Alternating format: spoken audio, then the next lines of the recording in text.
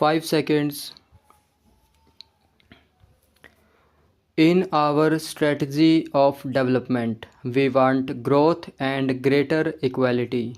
We want to prevent concentration of economic powers.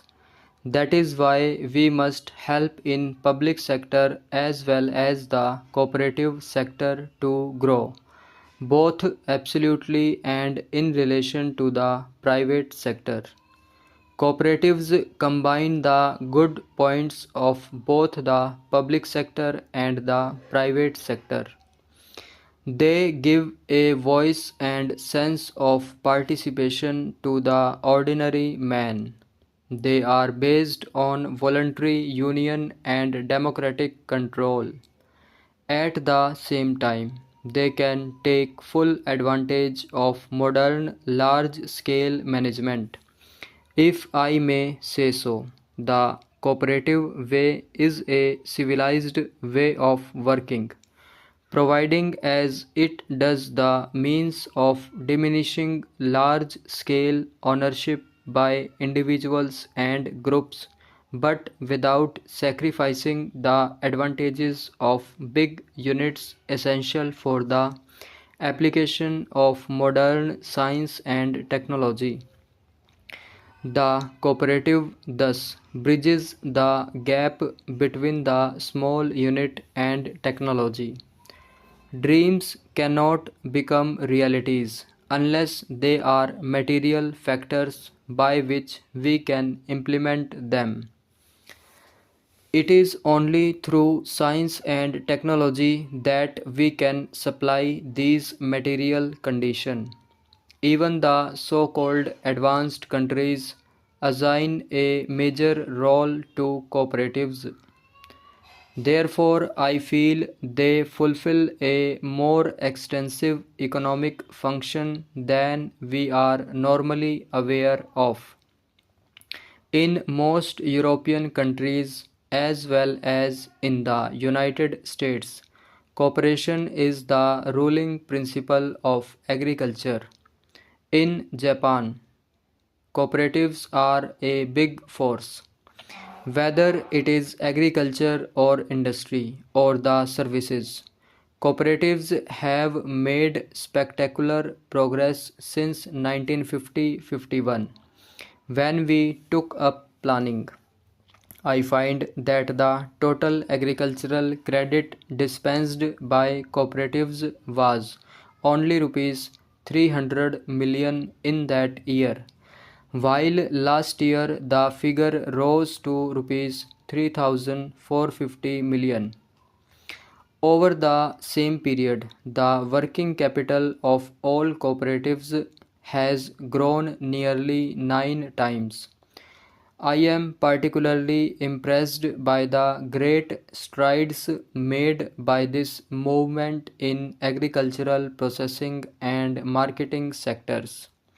Cooperation is an ideal instrument for rural development.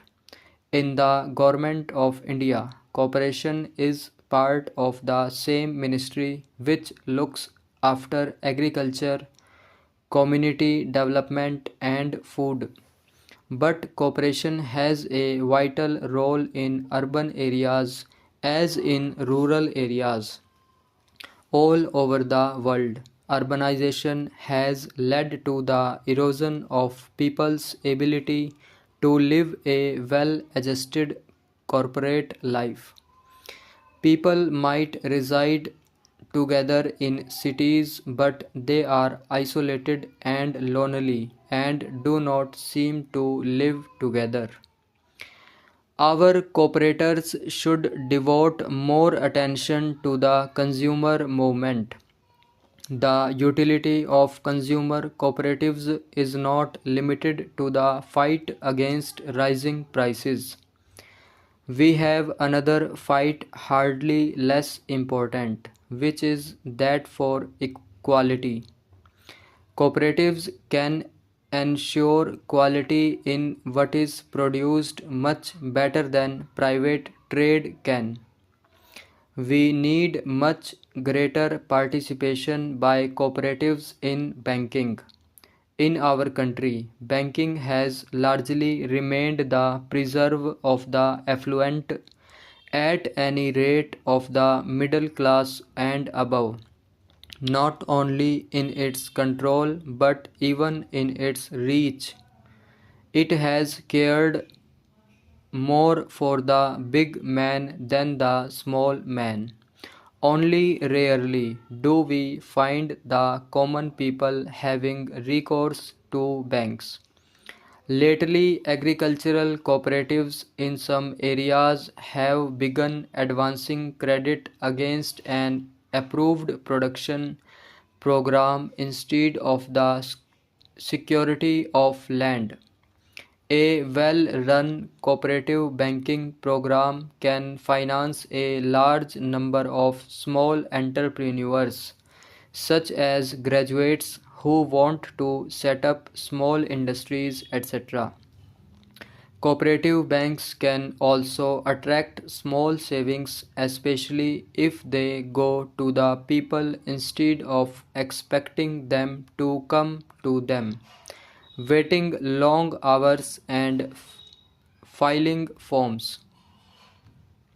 I believe some banks in western and southern India have already made a beginning on these lines. Having spoken of the cooperatives, I must also sound a note of caution. Not all that we hear about the actual working of cooperatives flattering. There is the general belief, which I mentioned, that the cooperatives help the bigger people rather than the small people. Such a state affairs would defeat the very purpose of the cooperative movement. Secondly, our cooperatives seem to have become far too dependent on financial aid from the government. This is a negation of the basis of cooperation, which is self help and self reliance. Thirdly, there is also a widely prevalent feeling that cooperatives are too mixed up with politics. I find that you are discussing how to deofficialize the movement. I find that you also discuss how to depoliticalize it. The history of the cooperative movement is India of the late 60 years shows that wherever the movement is strong, it is due to the selfless work of dedicated individuals who have steadily resisted the temptation of politics. They have regarded cooperation as an alternative form of serving the people. There is great need in the country today, in every walk of life, for selfless people. It is more so in the cooperative movement. Cooperation enshrines the principle that the social good is supreme. It is because cooperation is a form of social control and also helps the common man to improve his lot. Stop.